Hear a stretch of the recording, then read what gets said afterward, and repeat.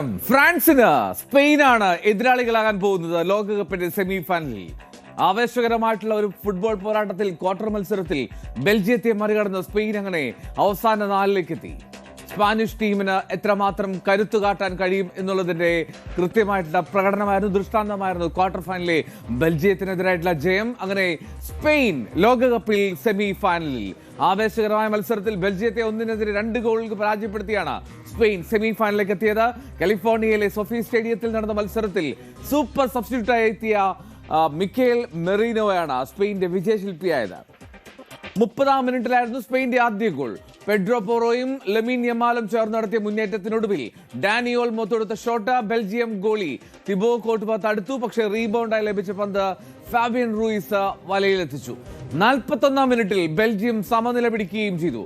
കാസ്റ്റാനിയ നൽകിയ ക്രോസ് കെറ്റ്ലാരെ തകർപ്പൻ ഹെഡറിലൂടെയാണ് ഗോളാക്കി മാറ്റിയത്.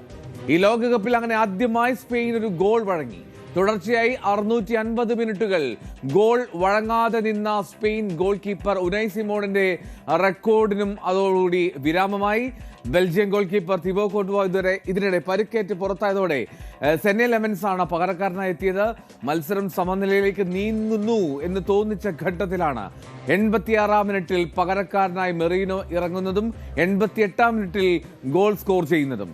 കുബാർസി തൊടുത്തൊരു ഷോട്ട് ബെൽജിയം ഗോളിക്ക് കയ്യിലൊതുക്കാൻ കഴിയാതെ വന്നപ്പോൾ ലഭിച്ച അവസരം റീബൗണ്ട് മനോഹരമായി മെറീനോ ഗോളാക്കി മാറ്റുകയായിരുന്നു. ഇനി എന്താണെങ്കിലും സെമി ഫൈനൽ കാഴ്ചയിലേക്കാണ് പോകേണ്ടത്. ബുധനാഴ്ച രാത്രി 12:30 ഡാലസിലാണ് സ്പെയിൻ ഫ്രാൻസ് സെമി പോരാട്ടം. ആരാധകർ ആവേശത്തിലാണ്. അത് മഡ്രിഡിലായിക്കോട്ടെ അല്ലെങ്കിൽ മത്സരം നടന്ന വേദിയിലായിക്കോട്ടെ, രണ്ടിടത്തും വലിയ തോതിൽ സ്പാനിഷ് ആരാധകർക്ക് ത്രസിപ്പിക്കുന്ന നിമിഷങ്ങൾ സമ്മാനിച്ചു ലെമിൻ യമാൽ, ഡാനി ഓൾമോ. അങ്ങനെ സ്പാനിഷ് ഫുട്ബോൾ താരങ്ങളെല്ലാം കൃത്യമായി മധ്യനിര നിയന്ത്രിച്ചു സ്പെയിനു വേണ്ടി. അതാണ് ശ്രദ്ധേയമായതും. ആവേശത്തിലാണ്. പക്ഷേ ബെൽജിയത്തിന്റെ ആരാധകർക്കും ക്വാർട്ടർ ഫൈനൽ വരെ എത്താൻ കഴിഞ്ഞതിന്റെ സന്തോഷം അവർ പ്രകടമാക്കി. I think the match was incredible. Too bad that Courtois got injured. Not sure what happened there, but just the atmosphere, the fans, Spanish fans, Belgian fans together, it's always nice, it's always tense. I think it was a good game. Spain dominated, but very proud of what our team accomplished, especially since the last win that we had in Seattle. They did a really good job. I feel really sad about Courtois hurting himself, so I hope he could have caught that goal, but it is what it is. It's soccer, right? Belgium goalkeeper Thibaut കോർട്ടുവയുടെ പരിക്കേറ്റുള്ള പിന്മാറ്റവും ബെൽജിയത്തിന് തിരിച്ചടിയായി എന്ന് വേണം പറയാൻ. കാലിലേറ്റ ഒരു പരിക്ക്, അത് താൻ പൂർണ്ണമായും ഫിറ്റായിരുന്നില്ല. പക്ഷേ ഗോൾ കീപ്പിങ്ങിന് താൻ ഒരുക്കമായിരുന്നു. എന്നാൽ കോച്ചിന് മറ്റൊരു പദ്ധതി ഉണ്ടായിരുന്നു. 100% ഫിറ്റ് ആയിട്ടുള്ള ഒരാൾ ഗോൾ കീപ്പറായി നിൽക്കണമെന്നുള്ള അദ്ദേഹത്തിന്റെ തീരുമാനം അനുസരിക്കുകയാണ്. അങ്ങനെയാണ് സബ്സ്റ്റിറ്റ്യൂഷൻ വേണ്ടി വന്നത് തിബോ കോർട്ടുവ മത്സരം. റൈറ്റ്, ഈ മത്സരം എങ്ങനെയുണ്ടായിരുന്നു? ജോസഫ് ജോർജ്, ഫുട്ബോൾ കമന്റേറ്റർ, നിരീക്ഷകൻ നമ്മോടൊപ്പം തത്സമയത്ത്. Joseph, good morning. അങ്ങനെ സ്പെയിന്റെ പ്രയാണമാണ് ലോകകപ്പിന്റെ സെമി ഫൈനലിലേക്ക്. ഫ്രാൻസിനെ നേരിടാൻ സ്പെയിൻ തയ്യാറെടുക്കുന്നു. ഒരു കൃത്യമായിട്ടുള്ള ഡൊമിനൻസ് ആ മിഡ്ഫീൽഡിൽ നടത്തി തന്നെ സ്പെയിൻ ഇതാ സെമിയിലേക്ക് എത്തി എന്നല്ലേ പറയേണ്ടത്. ബെൽജിയത്തിന്റെ ആ സ്കോർ കാർഡിൽ 2-1 ഉണ്ടെങ്കിൽ പോലും അവിടെ റോദ്രി നയിച്ച ആ മധ്യനിര വളരെ കൃത്യമായ മത്സരത്തെ കൈപ്പിടിയിൽ ഒതുക്കിയിരുന്നില്ല.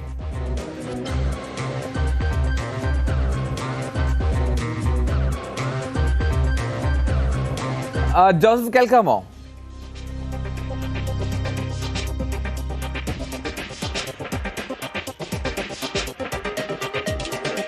റൈറ്റ്, എന്നാലും സ്പെയിൻ ബെൽജിയം പോരാട്ടത്തിൽ ലെമിൻ യമാൽ എന്ന യുവതാരത്തിന്റെ ചില മിന്നലാട്ടങ്ങൾ ഉണ്ടായി. ആദ്യം അല്പം വൈഡായി നിന്നാണ് യമാൽ കളിച്ചത്. പക്ഷേ പിന്നീട് ഉള്ളിലേക്ക് ബോക്സിലേക്ക് കയറാൻ യമാലിന് സാഹചര്യം ഉണ്ടാവുകയൊക്കെ ചെയ്തു. തന്നെ ജോസഫ് വീണ്ടും റെഡിയാണ്. ജോസഫ്, ഈ മത്സരത്തെ എങ്ങനെയാണ് വിലയിരുത്തുന്നത്? സ്പെയിൻ ബെൽജിയം പോരാട്ടം സ്പെയിനിന്റെ ആധിപത്യമായിരുന്നോ?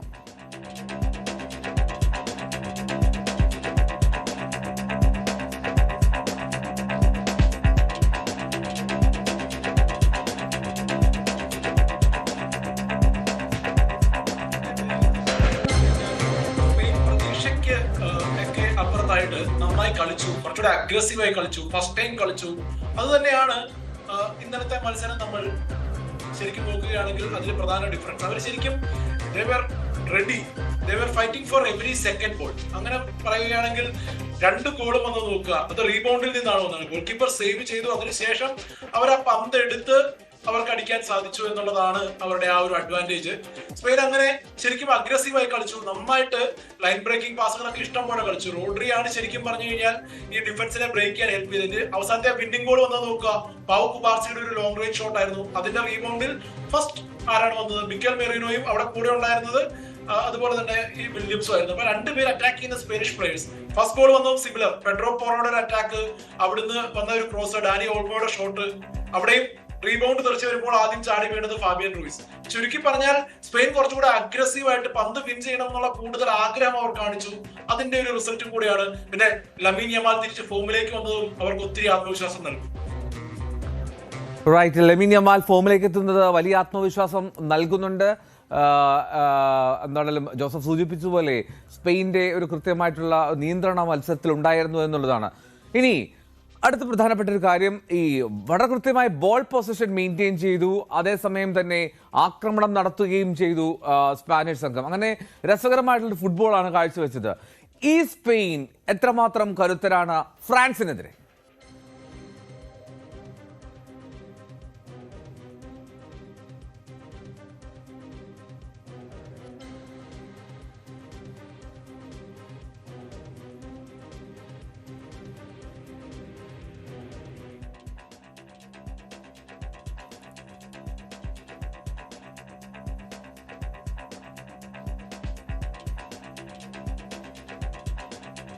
സ്പെയിൻ ബെൽജിയം മത്സരത്തിൽ വളരെ ഭംഗിയായി തന്നെ സ്പെയിൻ കാര്യങ്ങൾ നിയന്ത്രിച്ചു. മധ്യനിരയുടെ ഒരു ഗംഭീര പ്രകടനമായിരുന്നു എന്നുള്ളതാണ് ശ്രദ്ധേയമായിട്ടുള്ള കാര്യം. സ്പെയിൻ 1-2 ഗോളുകൾക്കാണ് സ്പെയിൻ്റെ ജയം ബെൽജിയത്തിനെതിരെ. ബെൽജിയം ഗോൾ കീപ്പർ തിബോ കോർട്ടുവയ്ക്ക് ഇടയ്ക്ക് പിന്മാറേണ്ടി വന്നു. പക്ഷേ മത്സരത്തിൽ അവിടെ സൂപ്പർ സബ്സ്റ്റിറ്റ്യൂട്ട് പോലെ ആയി മാറിയ മിക്കേൽ മെറീനോയുടെ 88ാം മിനിറ്റിലെ ഗോളാണ് അതിൽ ശ്രദ്ധേയമായി മാറിയതും. അങ്ങനെയാണ് മത്സരത്തിൽ സ്പെയിൻ 2-1 ജയം സ്വന്തമാക്കി സെമി ഫൈനലിലേക്ക് മുന്നേറുന്ന സാഹചര്യം ഉണ്ടായത്. റൈറ്റ്,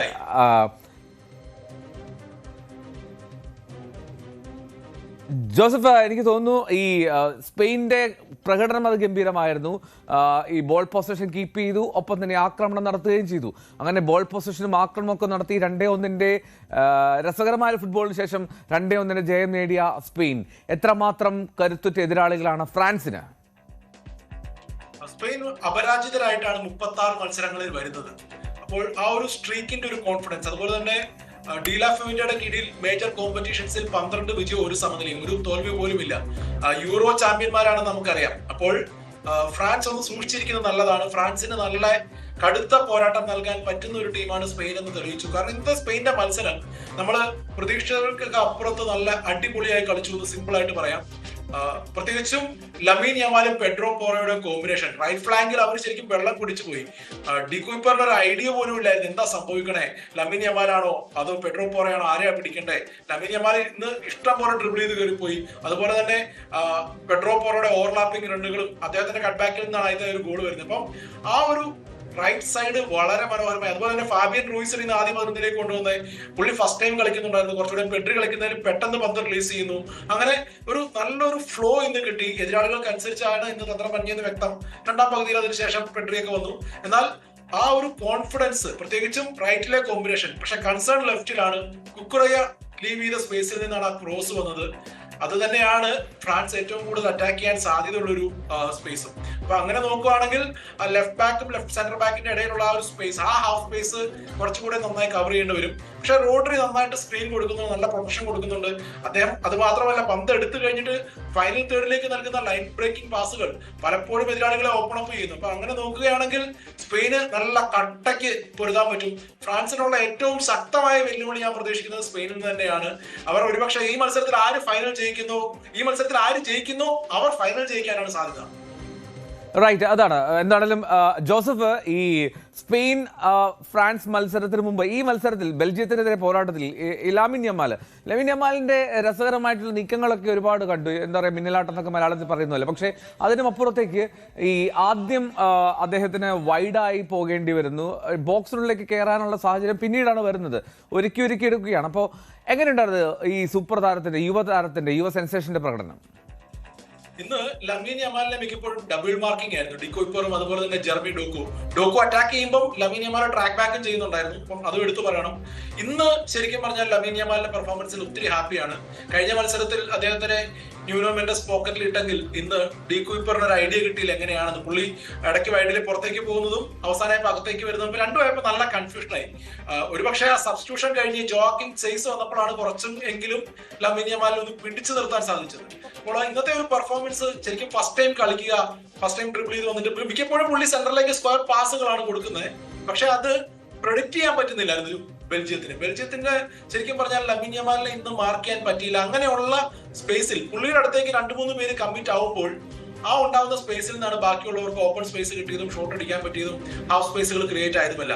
അപ്പോൾ ഇങ്ങനെ ഇത്ര ഫോമിലാണ് ലമീൻ യമാൽ കളിക്കുന്നത് എന്നുള്ളത് തന്നെ ഒത്തിരി പ്രതീക്ഷ നൽകും. കഴിഞ്ഞ മത്സരത്തിൽ തീർത്തും സൈലന്റ് ആയിരുന്നു, ഒത്തിരി വിമർശനങ്ങൾ കേൾക്കേണ്ടി വന്നു. അതിൽ നിന്നൊക്കെ മാറി ഇന്ന് നല്ല ഫോമിൽ എത്തുമ്പോൾ, അത് 18 വയസ്സ് കഴിഞ്ഞതേ ഉള്ളൂ, ആ ഒരു താരമാണ് അവരുടെ പ്രതീക്ഷകൾ മുഴുവൻ ചുവടിലേറ്റി കൊണ്ടുവരുന്നത്. ഒരു ഗോളും കൂടെ ഒക്കെ കാണാൻ പറ്റുവാണെങ്കിൽ ഒത്തിരി അധികം സന്തോഷം. റൈറ്റ്, അതാണ് ജോസഫ്. അവസാനമായിട്ട് ഈ സൂപ്പർ സബ്ബായി മാറുകയാണല്ലോ തുടർച്ചയായുള്ള മത്സരങ്ങളിൽ മിക്കേൽ മെറീന. അദ്ദേഹത്തിന്റെ ആ ഒരു ഗോൾ അടിക്കാനുള്ള സാഹചര്യം ഒരുക്കുന്നത് സ്പാനിഷ് ആരാധകർക്ക് വലിയ ആത്മവിശ്വാസം നൽകി. തീർച്ചയായിട്ടും. അതും അദ്ദേഹം കഴിഞ്ഞ വർഷം 8 ഗോൾ അടിച്ചിരുന്നു എന്നാണ് എന്റെ ഓർമ്മ സ്പെയിനിന് വേണ്ടി. ഈ വർഷം ആകെ 2 ഗോൾ അടിച്ചിട്ടുള്ളൂ. 2 നോക്കൌട്ട് മത്സരങ്ങളിൽ വിജയ ഗോൾ സൂപ്പർ സബ്ബായിട്ട് വന്നിട്ട്. അതോടൊപ്പം തന്നെ നമ്മൾ പുള്ളിയെ പറയുമ്പോൾ അതുപോലെ എടുത്തു പറയണം ഫെറാൻ ടോറസും. ഇന്നും ഫെറാൻ ടോറസ് വന്ന പിന്നെ കളി മാറി, ബെഞ്ചിൽ നിന്ന് വന്ന്. അങ്ങനെ ഈ 2 പേരും കൂടെ ഒരു ബെഞ്ചിൽ നിന്ന് വരുന്നതിൽ നൽകുന്ന ഒരു ഊർജം സ്പെയിനെ ഒത്തിരി സഹായിക്കുന്നുണ്ട്. അവരുടെ ശരിക്കും സൂപ്പർ സബുകളിൽ ഡിപ്പെൻഡ് ചെയ്യാം എന്നുള്ളതും, അവരുടെ പ്ലാൻ എ വർക്ക് ചെയ്യുന്നില്ലെങ്കിൽ പ്ലാൻ ബി വളരെ എഫിഷ്യന്റ് ആണ്. അത് 2 റിസൾട്ടുകൾ നേടി കൊടുത്തു. അതുകൊണ്ട് തന്നെ ഒത്തിരി ആത്മവിശ്വാസം നൽകും സ്പെയിനിന് ഇനി മുന്നോട്ടുള്ള മത്സരങ്ങളിൽ. Thank you Joseph, thank you for joining. Joseph ജോർജാണ് ചേർന്ന് നമ്മോടൊപ്പം. നടലും ജോസഫ് പറഞ്ഞതുപോലെ സ്പെയിൻ ആയിരിക്കും ഫ്രാൻസിന് ഏറ്റവും കടുത്ത എതിരാളികൾ, അത് തന്നെയായിരിക്കും ഫ്രാൻസിന് ഏറ്റവും കടുത്ത മത്സരവും.